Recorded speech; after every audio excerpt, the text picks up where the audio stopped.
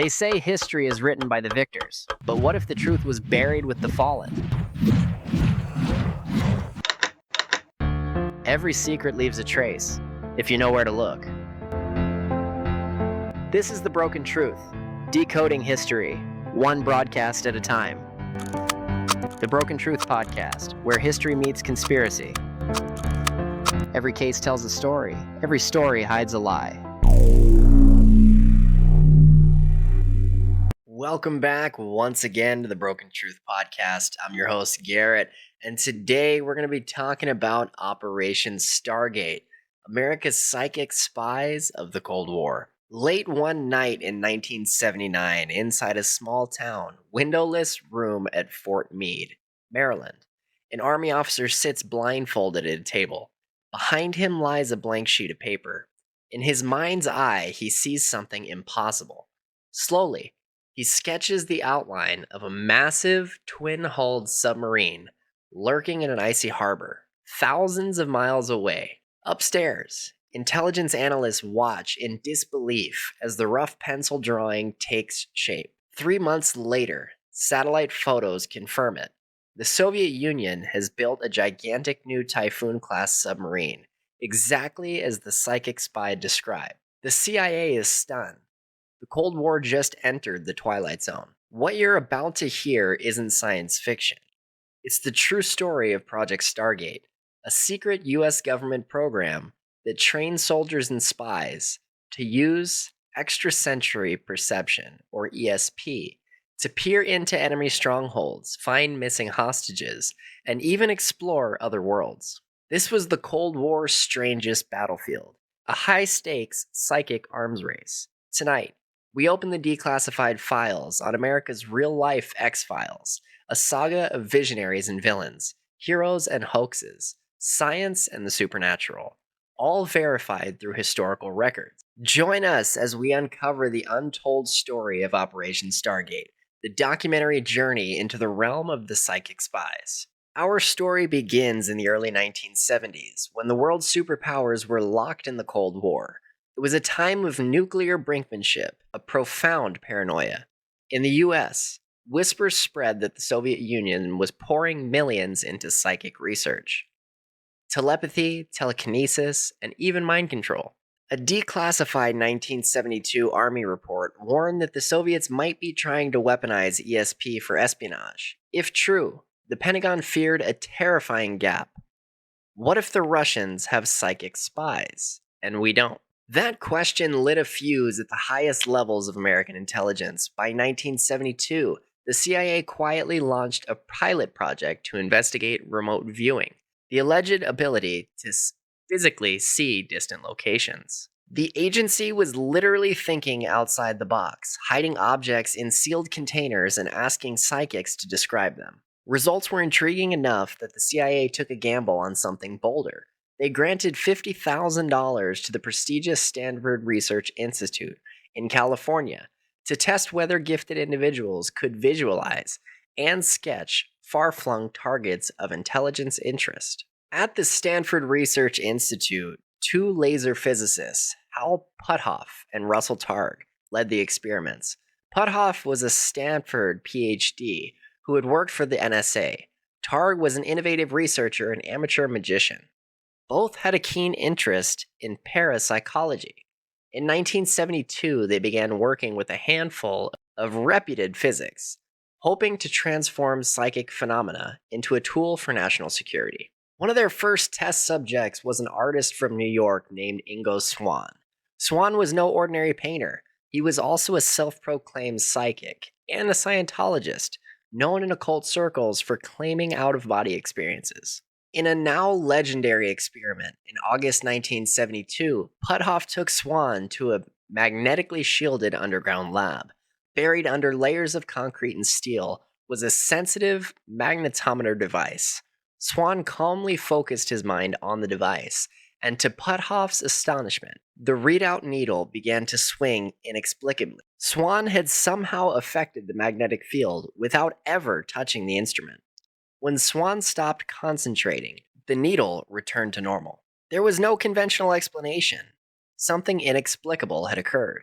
These phenomena are real, psychic phenomena are real, one scientist later affirmed. The US government, confronting the seemingly impossible, was officially intrigued. Dr. Dean Radin, a quote from him: "In the early 1970s, in the midst of the Cold War, the US government agreed something odd was happening that deserved investigation." Radin is a parapsychology researcher who later worked on the Stargate program. The magnetometer experiment made waves in classified circles. If Swann's mind could influence a shielded device, perhaps he could also see distant places with his mind. Puthoff and Targ soon asked Swann to attempt this quote-unquote remote viewing, describing a hidden target location from thousands of miles away. In one test, Swann allegedly described features inside a top-secret NSA listening post in West Virginia, even reading words on file folders in the facility. In another test, he was handed only latitude and longitude coordinates and asked what he saw there. Swann envisioned a sprawling site with new construction and a giant crane. In fact, at those coordinates lay a Soviet nuclear weapons complex in Semipalatinsk, Kazakhstan, and satellite imagery later confirmed a massive gantry crane was indeed there. The psychic's description was rough. Many details were wrong or unverifiable, but that one vivid hit astonished intelligence officials. On a sketchpad, the psychic had drawn a towering gantry crane with 8 wheels on its tracks, a highly unusual feature. Months afterward, when CIA analysts reviewed surveillance photos, they found a nearly identical crane at the Soviet site. Even the 8 wheels matched. One CIA officer marveled. It seems inconceivable to imagine how he could draw such a likeness, unless he actually saw it through remote viewing, or someone told him what to draw. Yet alongside these apparent successes came missteps and mistakes. For example, another Stanford Research Institute subject, former police commissioner Pat Price, produced pages of details about the Semipalatinsk site.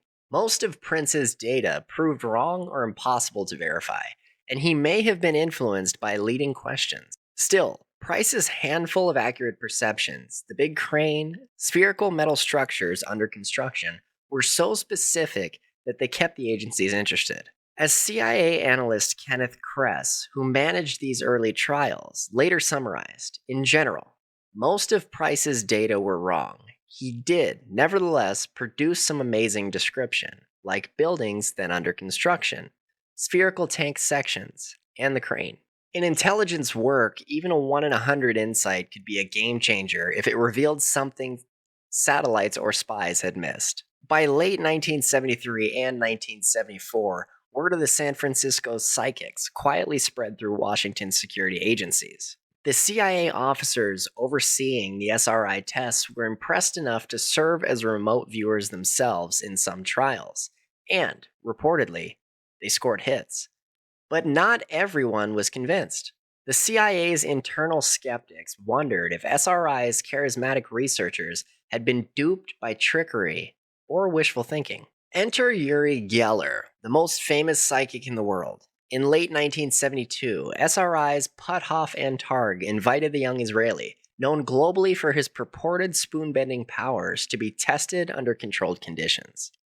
For 6 weeks, Geller sat in sealed rooms attempting to read minds and reproduce drawings hidden from him. The CIA observed these trials closely. In one off-cited result, Geller did seemingly replicate a target drawing, a bunch of grapes, by sketching a remarkably similar bunch of purple circles. Puthoff and Targ were impressed enough that they wrote a paper in the journal Nature in 1974, declaring Geller's feats genuine. The media got wind, and suddenly, CIA tests Israeli psychic became a sensational story.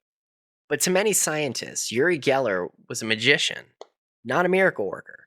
The renowned skeptic James Randi, known as the Amazing Randi, insisted Geller's tricks could be done by simple stage magic. The CIA asked psychologist Dr. Ray Hyman, himself a magician turned professor, to go to SRI and observe. Hyman found the early SRI protocols full of holes, The researchers were providing way too many cues to the psychics and fudging results. He later said bluntly. When Hyman watched Geller perform, he concluded Geller was just a charming con artist who used misdirection. In 1975, two researchers in New Zealand, Dr. David Marks and Richard Kamen, obtained scripts of the original SRI sessions with Swann and Price.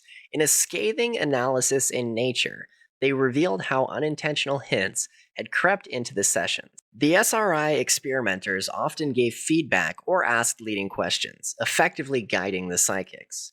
Marks and Kamen tried their own, cue-free remote viewing experiments, but failed to replicate any psychic effects. To skeptics, the conclusion was obvious. The SRI results were a fluke or a product of sloppy methods. Caught in the crossfire, the CIA grew uneasy. Publicity around Geller's tests had become an embarrassment, and methodological doubts lingered. In 1977, after 5 years, CIA officially ended its funding for SRI's ESP research. But the story was far from over. It was merely shifting to a new battlefield. If the CIA wouldn't pursue psychic spying, the US military would. By the late 1970s, the torch passed from the CIA to the US Army intelligence. The stage was set for Project Girlflame and an operational psychic corps at Fort Meade. The hunt for reliable remote viewers and usable intelligence from the paranormal was about to accelerate. It's 1978. The US Army has a problem set that satellites and spies can't solve. Hostages in foreign lands, hidden terror cells, elusive Soviet weapons. A few believers within Army intelligence think psychic viewing might be the ultimate reconnaissance tool, a low-cost way to gain an edge if there's even a chance it works. With the CIA stepping back, the Army leaders quietly pick up the ESP baton under a classified program called Girlflame. Girlflame.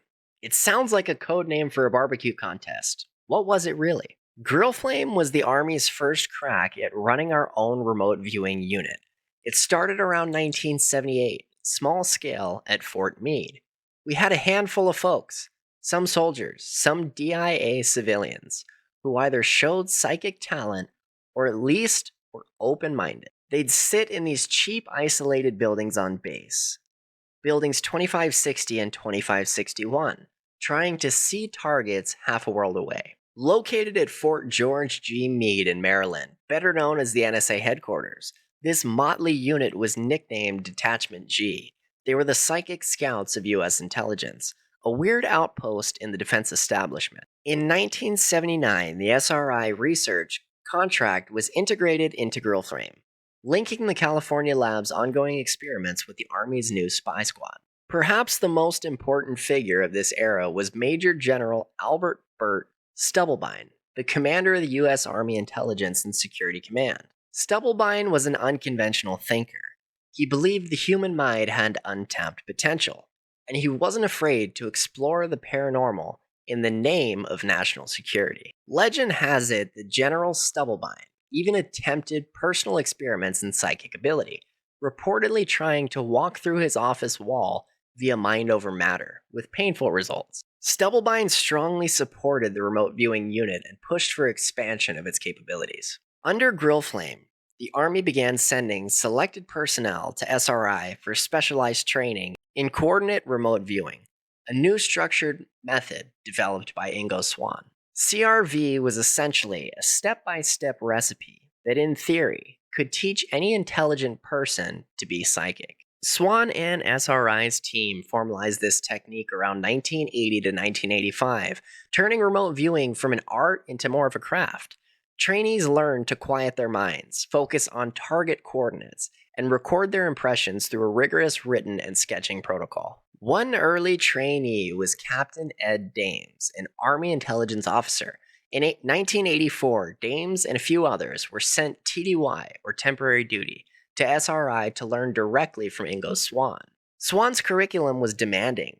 It involved honing perceptual skills stepwise, from simple shapes to complex sights, without analytical overlay. Dames took to it eagerly. By January 1986, Ed Dames was formally assigned to the remote viewing unit at Fort Meade. He became a monitor and trainer, eventually rising to operations officer for a brief period. While Dames proved an enthusiastic psychic spy, he also earned a reputation for pushing the boundaries. Fellow team members later revealed that Dames had a habit of secretly tasking viewers on UFOs and extraterrestrials without authorization. He was explicitly ordered to stop such fanciful targets, but he persisted surreptitiously.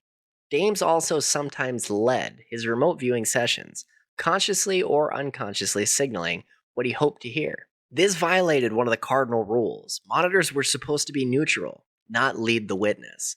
These controversies would eventually shadow Dames, but in the mid 80s, the unit had bigger worries: scrutiny from outside and budget battles at home. In 1983, the Army's remote viewing program was rebranded INSCOM Center Lane Project, ICLP, partly to escape the negative publicity attached to Grill Flame. That same year, word of the psychic spies leaked to the press. Famed investigative columnist Jack Anderson published a piece in April 1984 exposing that the Pentagon was funding mind readers, a public relations fiasco. And worse, a scientific evaluation was looming. The Army had asked the National Academy of Sciences, National Research Council, the NRC, to examine the remote viewing program's validity. The NRC panel, which included Dr. Ray Hyman among others, delivered its verdict in late 1984, which was overwhelmingly negative. They concluded the results were unconvincing and not useful for intelligence. Facing criticism, dwindling support at senior levels, and the retirement of General Stubblebine, who was reportedly forced out in 1984 partly due to his paranormal enthusiasms, the Army opted to cut loose the psychic unit. At the end of 1985, Army funding for Center Lane dried up. For a moment, America's psychic spying effort teetered on the brink of shutdown. But salvation came from an unlikely champion, the Defense Intelligence Agency. Over at DIA, the Pentagon's centralized intelligence arm, a visionary named Dr. Jack Verona saw value in the program. Verona was chief of the Scientific and Technical Intelligence Directorate. He quietly arranged for the unit to transfer to DIA management in 1986.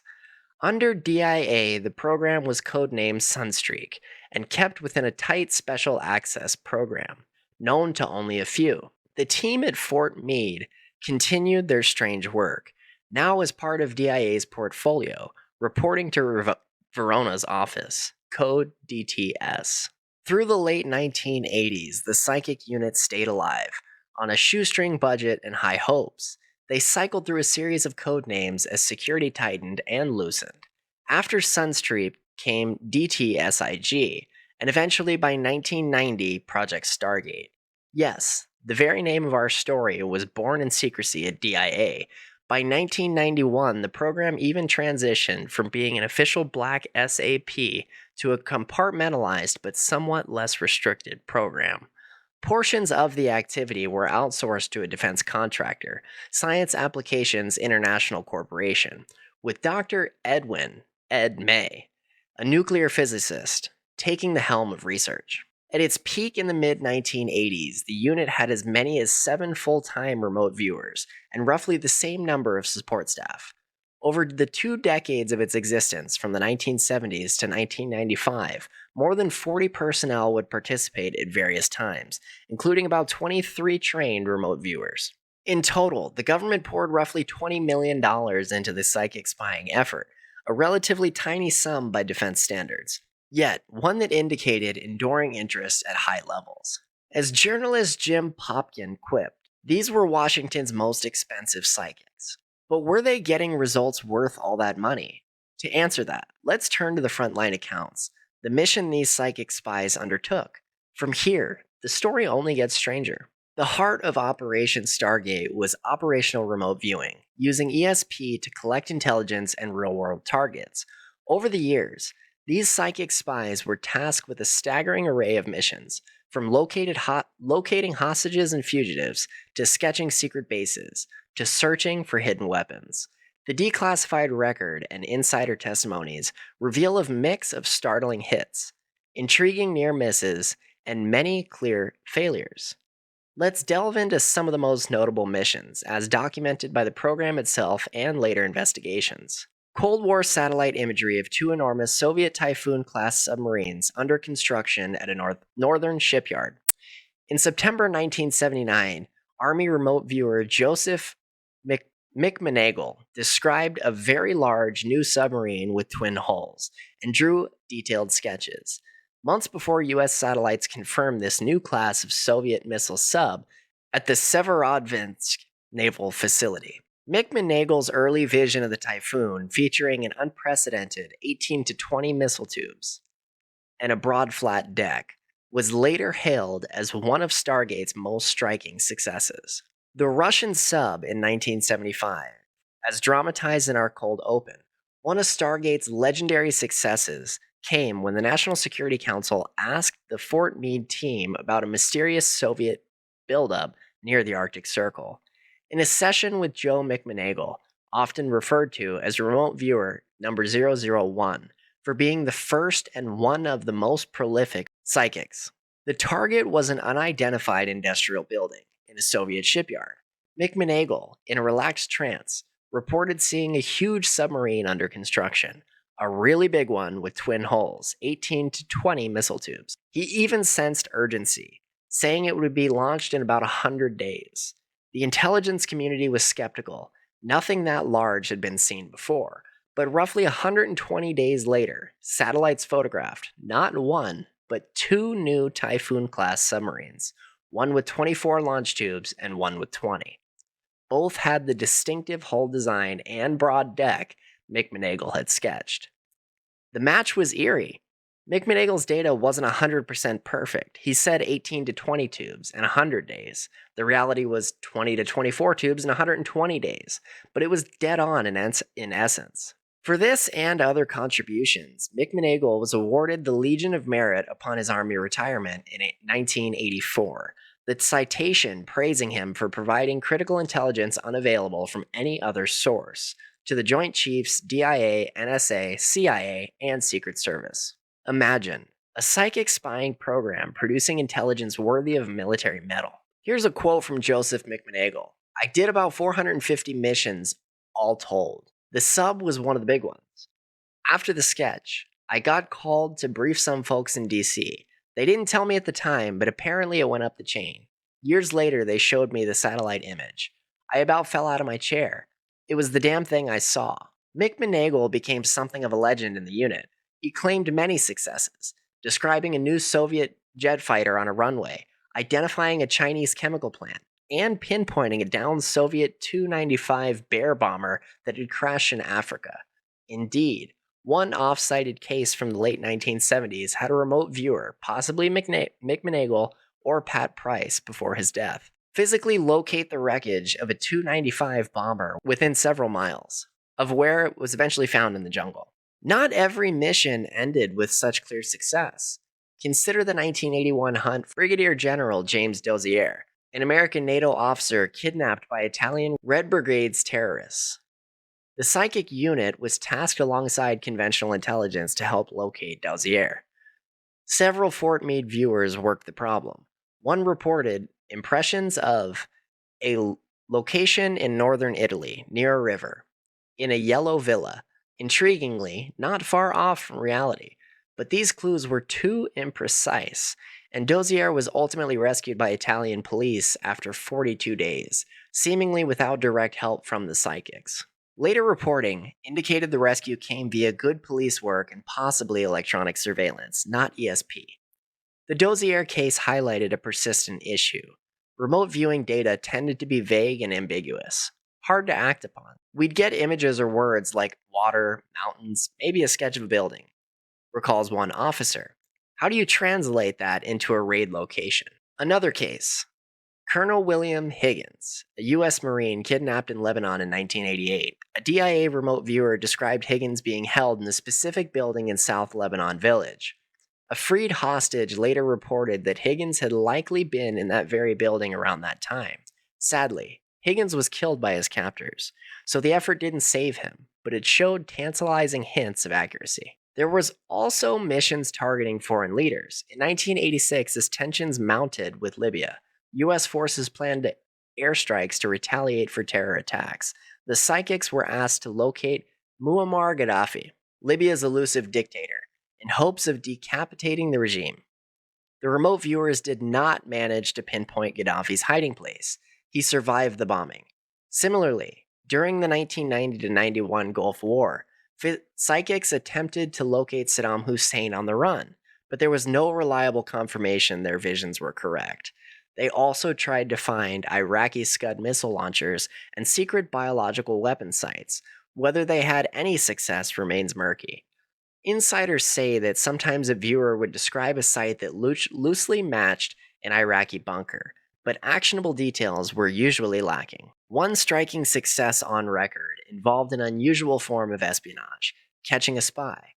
In the late 1980s, a KGB officer was arrested in South Africa for spying. Unsure how he hid his secrets, South African intel asked their African friends for some help.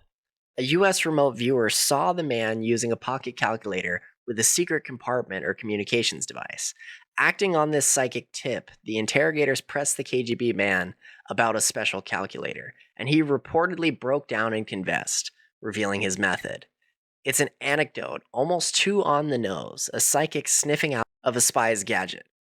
Yet it was reported as a genuine success in program lore. Then there's the curious case of the missing fugitive. In 1989, a former customs agent named Charles Jordan had gone on the run after financial crimes. Desperate to locate him, the U.S. Customs Service consulted the Stargate unit. Angela Della Fiora Ford, one of the project's skilled female remote viewers, focused on Jordan's whereabouts. She wrote down a single word, Lowell, which she felt was a place name, along with impressions of a mountain area near an old Indian burial ground. No Lowell existed where Jordan was suspected to be, but there was a Lovell, Wyoming. Acting on this clue, agents went to Lovell and found Jordan hiding just 50 miles to the west of the town.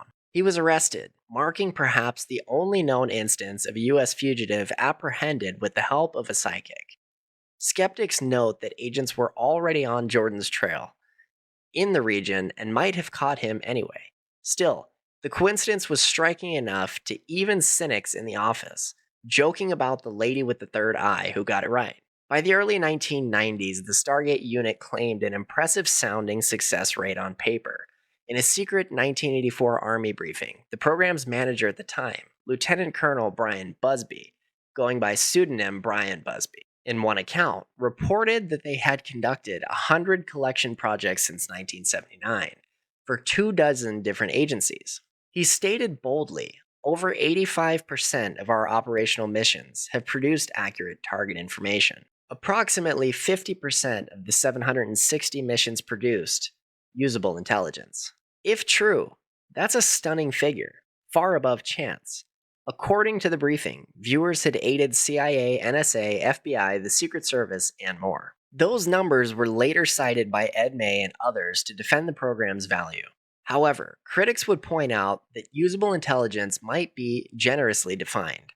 Many sessions were so general that analysts could retroactively fit them to some known fact, a kind of psychic Rorschach test. For example, a viewer might describe a chemical ship leaving Tripoli with dangerous cargo, when, coincidentally, a Libyan vessel named Batato did depart Tripoli carrying suspect materials. Proponents hailed it as a hit. Never mind that the names Patua or Potua the psychic gave weren't exactly Batato. Detractors saw confirmation bias. You remember the few hits and explain away the misses. Indeed, for all the headline making, 8 martini results, as they nicknamed the really jaw-dropping hits that left everyone shaken and stirred. There were plenty of fizzles, but the participants firmly believed they had proven something beyond random chance. They had glimpsed real targets with their mind's eye. Even CIA's skeptic-in-chief, Ray Hyman, begrudgingly admitted in 1995, the case for psychic functioning seemed better than it ever has been. The government findings do seem to indicate something beyond odd statistical hiccups is taking place. By 1995, the operation era of remote viewing was drawing to a close, for reasons we'll explore in a moment. But the program's veterans walked away with a treasure trove of anecdotes and conviction. One by one, many of them stepped from the shadows to share their stories as the project declassified. Their code names: Sunstreak, Grillflame, Center Lane, Stargate. entered myth, and the individuals themselves, once sworn to secrecy, became the core of a burgeoning subculture of psychic enthusiasts. Before we follow them into that world, we need to examine how and why Stargate finally ended, and the deep debate it triggered between believers and skeptics. Sorry to interrupt your regularly scheduled podcast, but this episode is brought to you by the Broken Truth merch. Support the show. Wear the truth. Official Broken Truth podcast merch is live now. Links in the description. And since you've made it this far in the episode, comment hashtag Broken Truth and leave us a 5-star review on your favorite platform. Because when you speak up, the algorithm listens. And so does the world. Even as the psychic spies plied their trade, a battle raged behind the scenes over scientific legitimacy. Was ESP a real phenomenon that science simply hadn't explained yet? Or were people like Ingo Swann and Ed Dames just highly imaginative, or even self-deluded? In this act, we'll pull back the curtain on the scientific scrutiny applied to Project Stargate, and how a final evaluation sealed its fate. From the beginning, Project Stargate sat at an uneasy intersection of science and the supernatural. Proponents like Hal Puthoff and Ed May stressed rigorous methods, control groups, statistical analyses, double-blind protocols. They published some findings in academic journals and invited outside experts to observe. Critics, however, pointed out flaws in many experiments, cues inadvertently given, small sample sizes, and reliance on a single judge to rate results. In fact, one persistent criticism was that Ed May and his team often acted as both the experimenters and the judges of success, raising concerns of bias. We've already heard how early oversight from Dr. Ray Hyman and others found the SRI work wanting. Hyman did not go away. He became one of Stargate's most vocal skeptics. A psychology professor at University of Oregon, Hyman was a co-founder of CSICOP, the Committee for Scientific Investigation of Claims of the Paranormal. This was the skeptic organization of the era, debunking everything from spoonbenders to ghost hunters.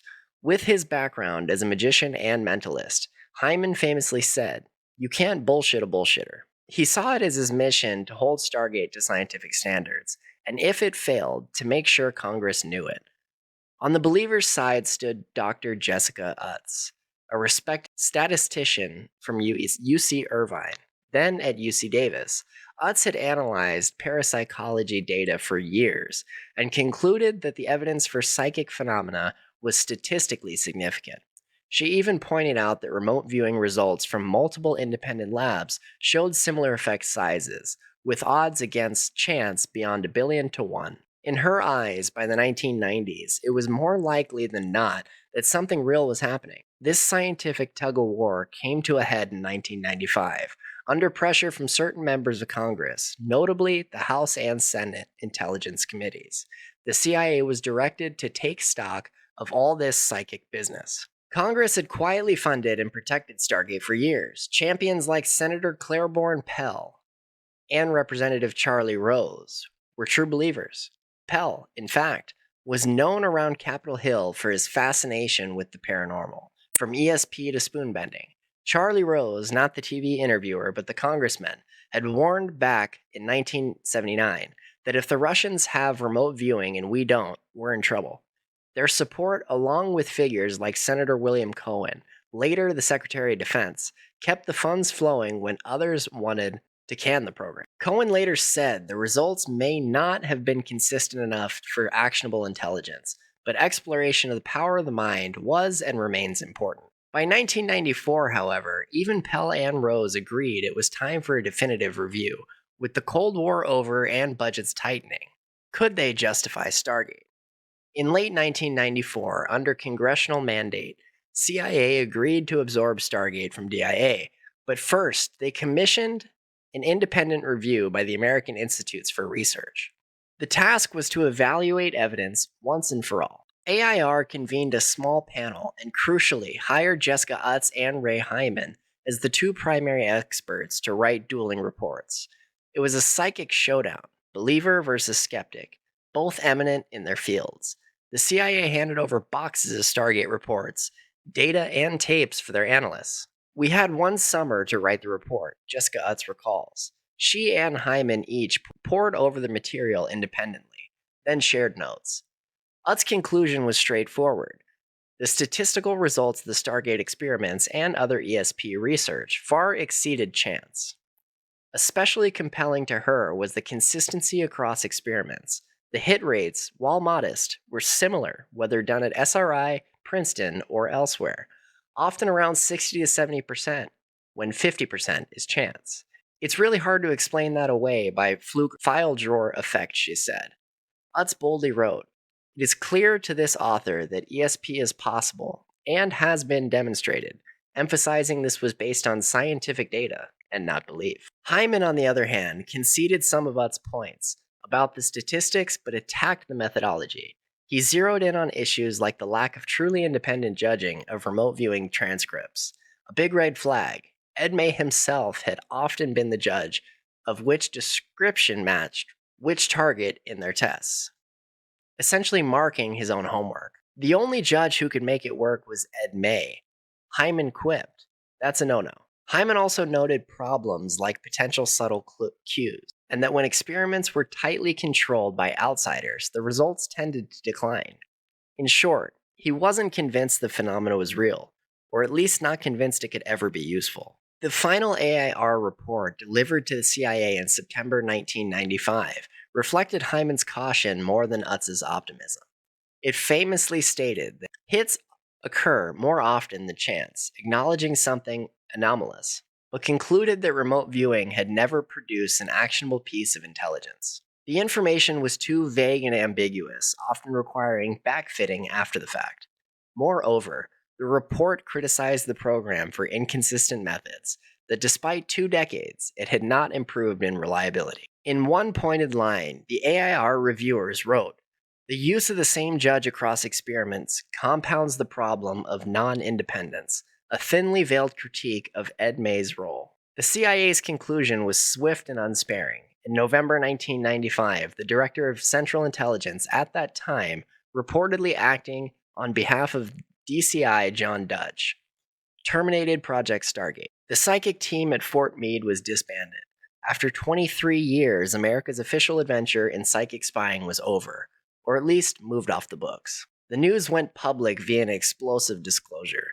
On November 28, 1995, Nightline on ABC ran a segment on the CIA's psycho-espionage program. The former CIA director Robert Gates, no relation to Dutch's decision, came on to pour cold water. "I don't know of a single instance where this kind of activity contributed in any significant way to a policy decision," he said flatly. Across the media, punny headlines had a field day. "End of aura for CIA's mystics," quipped The Guardian. "Spooks see no future for Pentagon psychics," jibbed another. The CIA, bruised by recent real scandals, like spy Aldrich Ames, was happy to cast Stargate as a quirky Cold War relic.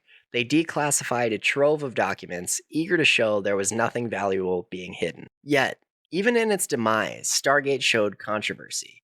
Ed May and his colleagues were incensed by their portrayal. They felt the CIA's chosen evaluators, particularly Hyman, were biased and had ignored strong evidence. In a Nightline debate, Ed May faced off with Robert Gates and cited dramatic cases where psychics sketched targets they'd never seen with uncanny accuracy. But to no avail. The CIA had made up his mind.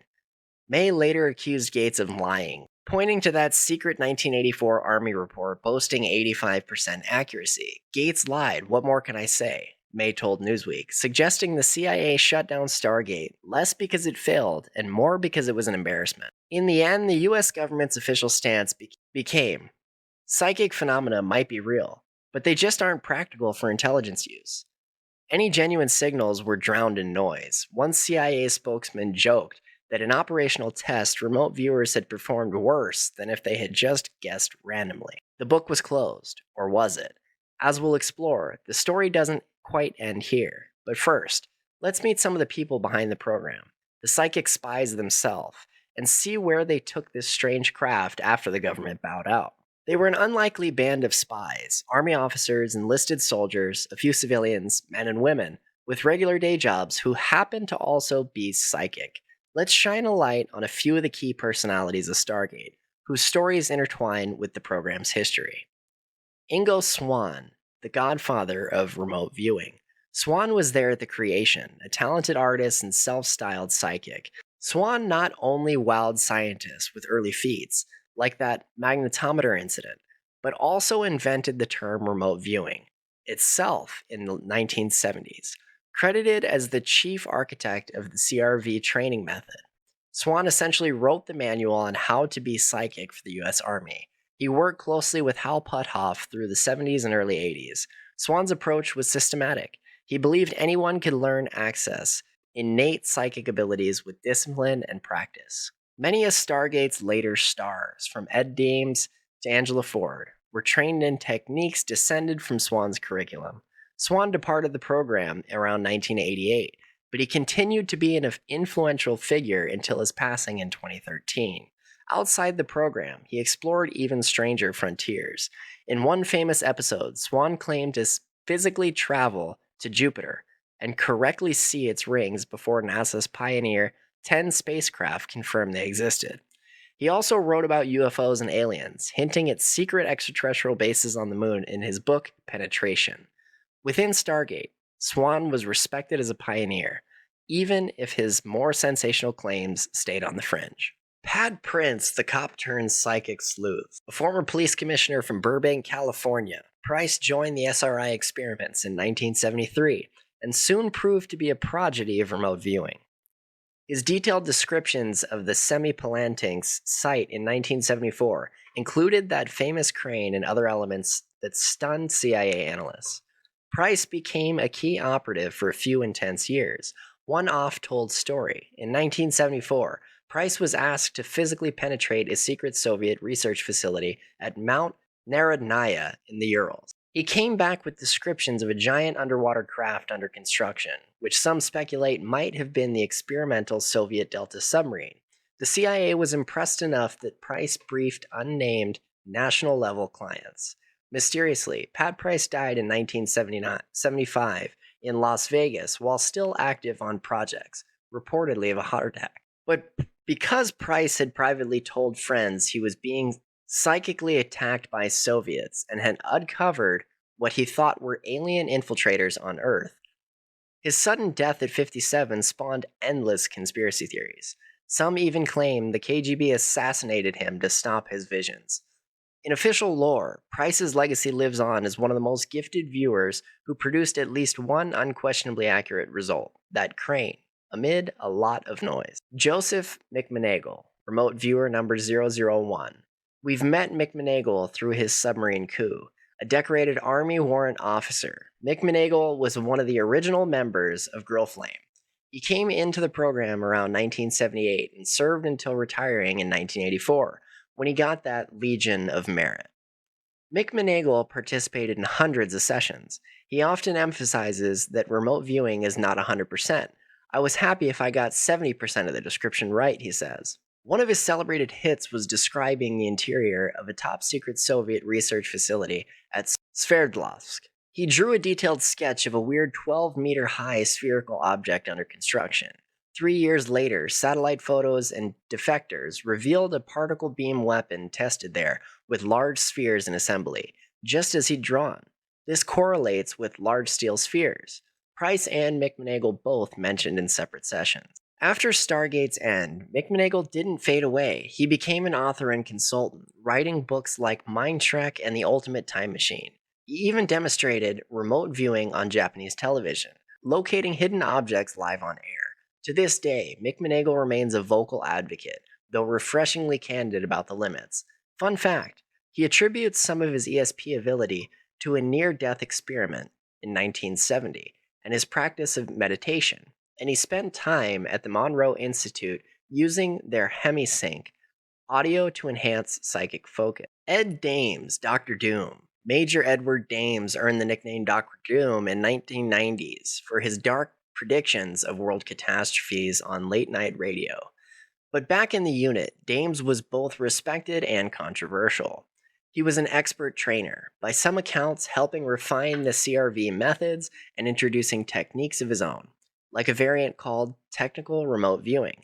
Dame's dedication was unquestioned. Colleagues recall him doing marathon sessions. However, as noted, Dames pushed into fringe areas, from UFOs to the prophecies of Fatima. Yes, he tasked a viewer to psychically witness an apparition of the Virgin Mary at one point, just to see if they could. After leaving the Army in 1989 and officially retiring in 1992, Dames founded SciTech, the first private company to offer remote viewing services to the public. SciTech trained civilian clients and even took on assignment. One early client, the FBI, to help on the Unabomber case, with inconclusive results.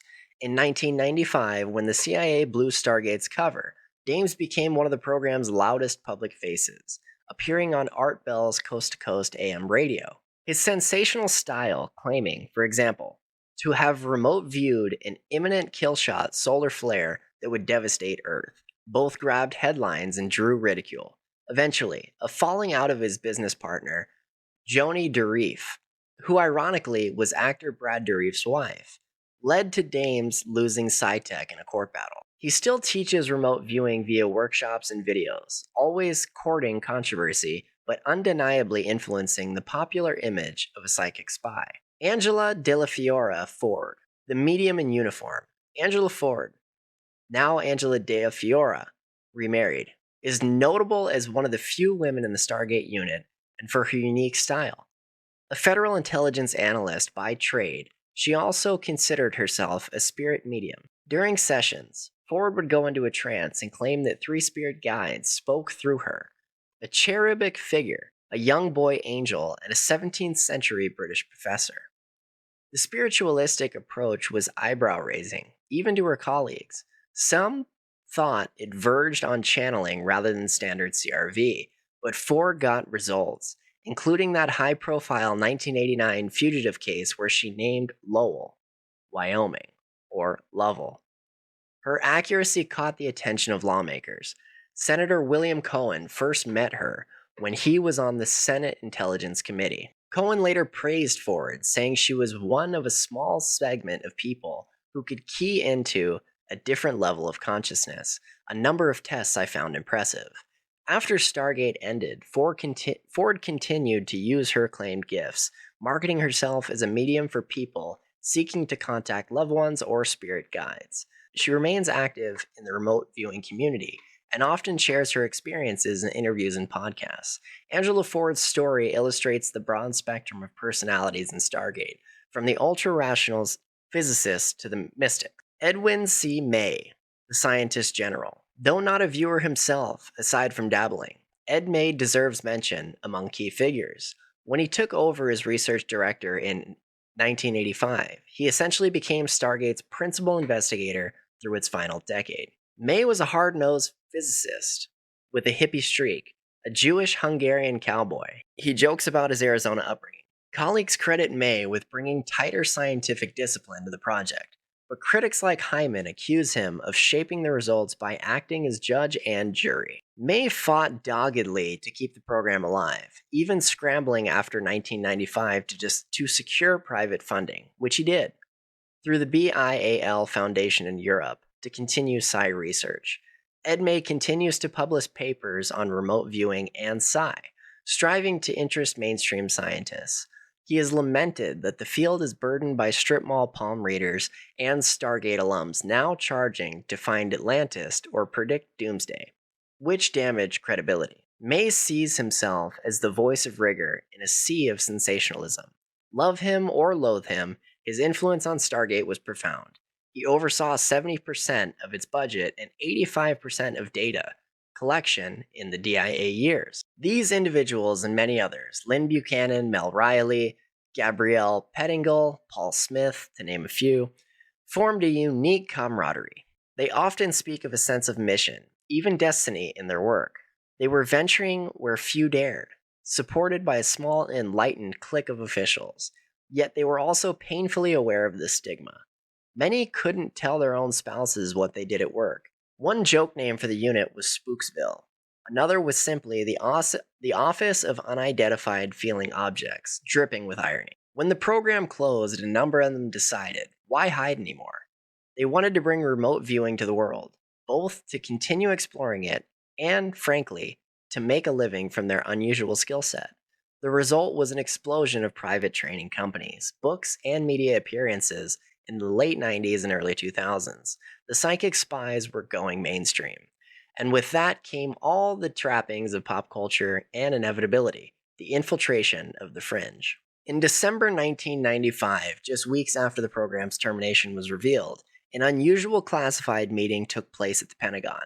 Representatives from the disbanded Stargate unit, including Ed May and Joe McMoneagle, pitched a last-ditch idea to the military brass: restart the program under private sponsorship.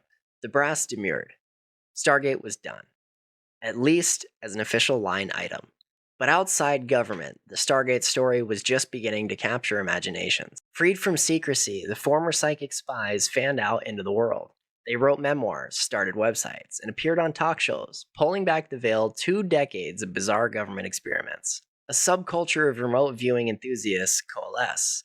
By the late 1990s, one could attend remote viewing workshops in Las Vegas or Virginia, led by bona fide ex-Stargate personnel. A nonprofit, the International Remote Viewing Association, was founded in 1999 to bring some professionalism and research standards to this new field.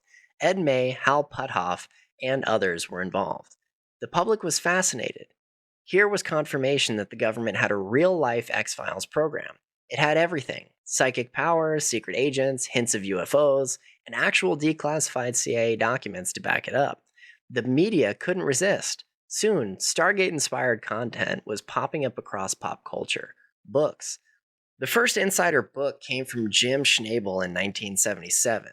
Remote Viewers, The Secret History of America's Psychic Spies. Then came a wave. Lynn Buchanan's The Seventh Sense, David Morehouse's Psychic Warrior, Joseph McMoneagle's Mind Trek, Ed Dames with Tell Me What You See, and so on. Each added personal anecdotes and sometimes fantastical claims. Morehouse, for instance, dramatized the unit's missions with a dash of a thriller flair, and was criticized by colleagues for embellishment. Perhaps the most famous pop culture science is The Men Who Stare at Goats. First, a 2004 book by journalist John Ronson, and then a 2009 Hollywood film starring George Clooney, Ewan McGregor, and Jeff Bridges. Goats presented a satirical take on the Army's dabbling in the paranormal. The title comes from a real anecdote: Special Forces soldiers in the 80s attempting to kill goats by staring at them, an experiment connected to an Army initiative called Project Jedi. That initiative intersected with Stargate's story. It was championed by General Stubblebine and a colorful Army Reserve officer named Jim Channon, who wrote a 1979 First Earth Battalion manual envisioning soldier monks with psychic powers. In the film, Clooney's character is a composite of several Stargate figures, mostly resembling Ed Dames and Glenn Wheaton of Special Forces. And Bridges plays a hippie general clearly modeled on Stubblebine or Channon, who tries to teach soldiers to walk through walls and use psychic intuition. The movie's absurd humor actually captured the spirit, if not the literal truth, of those times. It introduced the Stargate saga to millions who'd never heard of it. Though many assumed it was exaggerated fiction, John Ronson's book, however, did serious investigation and interviews, confirming that yes, the US military really tried these things, even if the goat heart stopping story remains unproven folklore. The hit Netflix series Stranger Things in 2016 drew heavily on MKUltra and Stargate-era psychic research for its premise. In the show, a secret government lab in the 1980s conducts experiments on children to cultivate psychic abilities for espionage. The character 11, a telekinetic girl, is essentially a stand-in for all the Cold War psychics in the US and Soviets tried to create. In one season, she uses remote viewing in a sensory deprivation tank to spy on Soviet agents, a direct nod to techniques explored in Stargate, though actual Stargate never used kids or gruesome experiments as depicted. Stranger Things brought the idea of psychic spies into the cultural zeitgeist for a new generation, blurring reality and fiction freely. Viewers might not realize how much was based on real declassified programs. A number of TV documentaries have tackled Stargate. For example, the Discovery Channel aired a reenactment of Angela Ford's 1989 fugitive tracking for a show in 1999. The History Channel has revisited the topic multiple times. For example, in History's Mysteries and Ancient Aliens. In 2019, the Third Eye Spies, a documentary by filmmaker Lance Mungia and Russell Targ, presented a largely pro-Stargate narrative, featuring interviews with many original players and even archival footage of experiments. It emphasizes those jaw-dropping hits and pushes the idea that these abilities are real and suppressed by mainstream science. Occasionally, you'll see a psychic spy pop up in fiction explicitly referencing Stargate. For example, The X-Files itself, deeply influenced by all things paranormal and government, had episodes with remote viewing themes. The 1998 film Suspect Zero featured Ben Kingsley as a former government psychic hunting a serial killer via remote viewing. And even Marvel's comic universe nodded at it. The character Viewer, or storylines in titles like Avengers, have included government psychics, though Marvel's psychics usually have a more X-Men flavor. Beyond media, remote viewing became a small industry. Training courses, consulting services, some former Stargate viewers offered their skills for hire, for treasure hunting, corporate intelligence, even locating missing persons.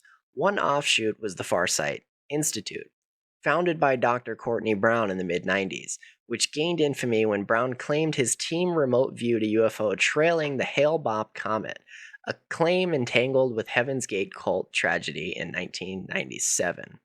This was well beyond anything Stargate proper did, but it shows how, once the lid was off, the subject attracted all manner of fringe explorations. And about those fringe interpretations and theories, they abound. Some popular ones include: the program never really ended. It's a common conspiracy trope that when CIA said Stargate closed, they actually just went deeper black. Proponents argue that intelligence agencies wouldn't truly abandon something that showed any promise. They'd compartmentalize it further. To date, no evidence of a follow-up program has surfaced, but in 2017, CIA's big dump of declassified files reignited interest as people pored over the documents on CIA's website, finding tantalizing nuggets like that Mars exploration session in 1984. This fuels speculation that some aspect might continue under different auspices, perhaps in some agencies' advanced concept division. The official word is no, and many Stargate vets also doubt there's a current program. Maybe it's just top secret. Only a true psychic would know. Jessica Utz half-joked when asked if it might still run. From very early on, UFO lore intersected with remote viewing. As we discussed, Ed Dames secretly pursued UFO targets in the 80s, believing some UFO sightings were genuine alien craft. Ingo Swann wrote of encountering extraterrestrials clairvoyantly.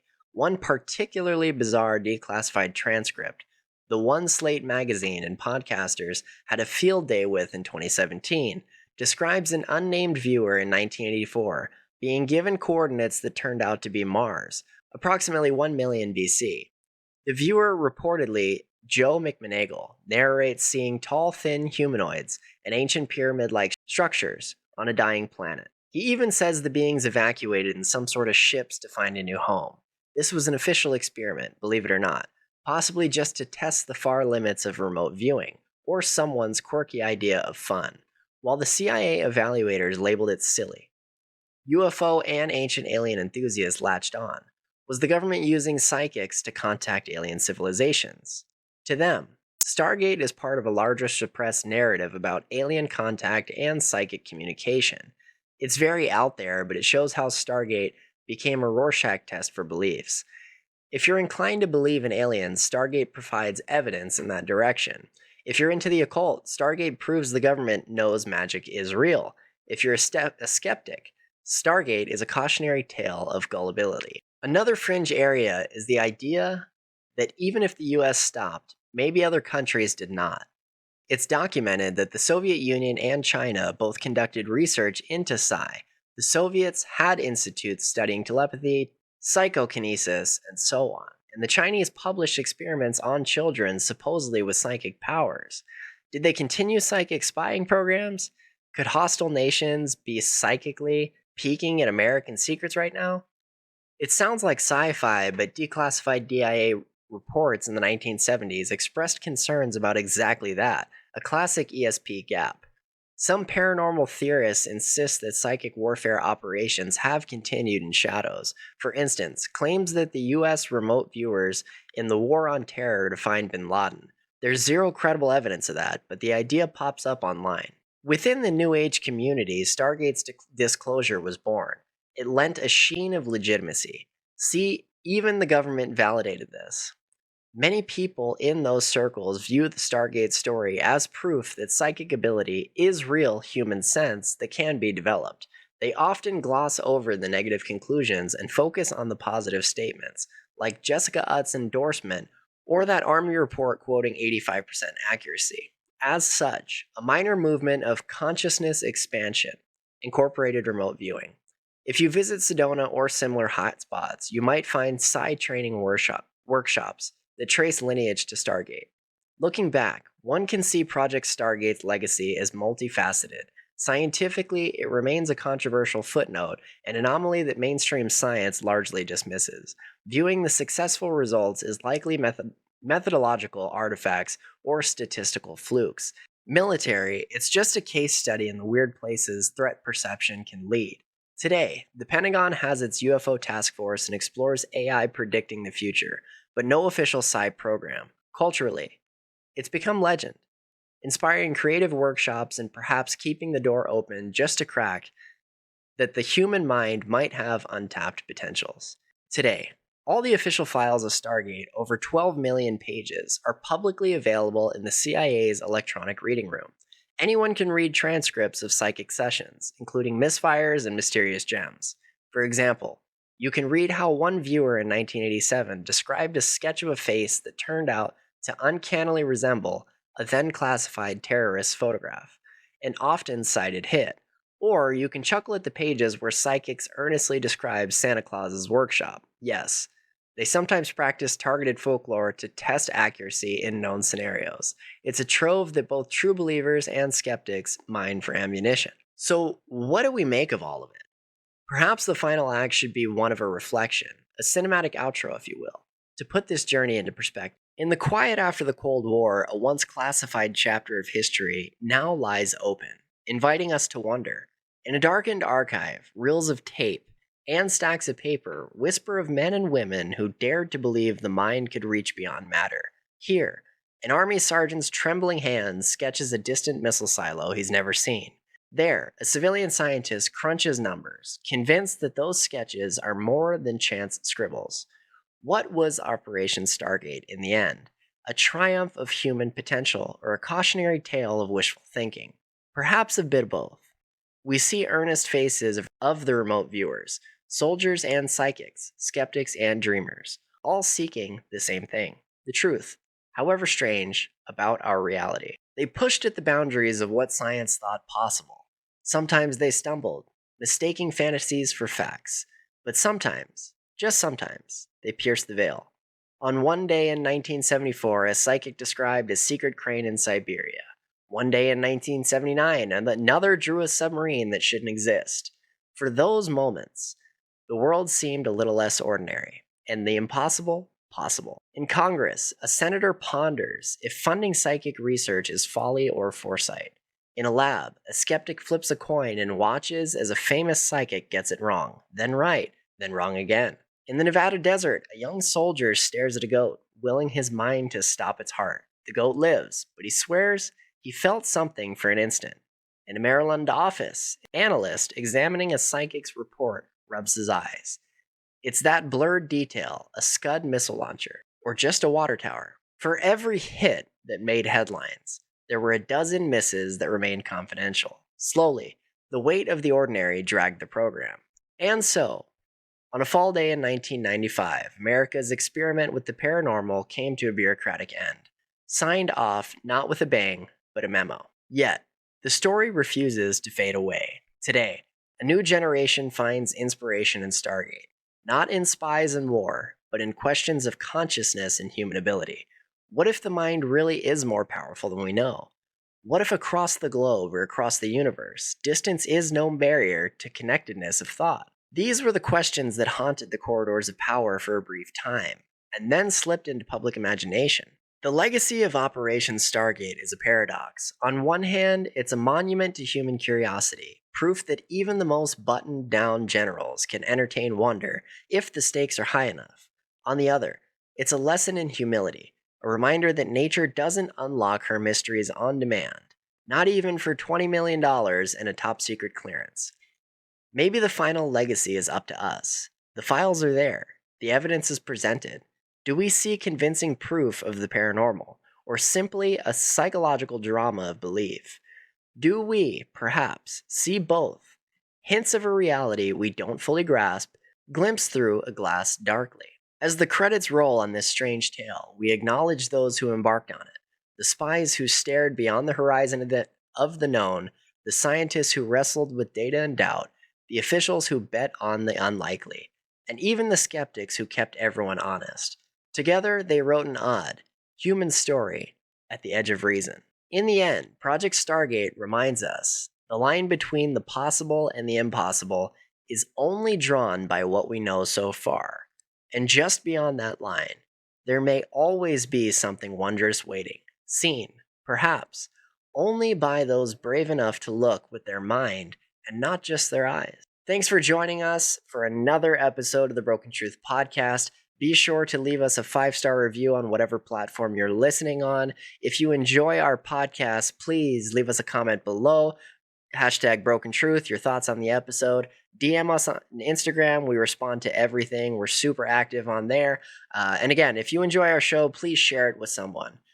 All of this stuff really does help the algorithm to get our content out to more viewers like yourself. So once again, thank you for joining us for yet again another episode of the Broken Truth Podcast. Hopefully you enjoyed this Stargate project. And we'll see you next time for our regularly scheduled session. In a world built on hidden histories and half-truths, we've only just begun to peel back the layers.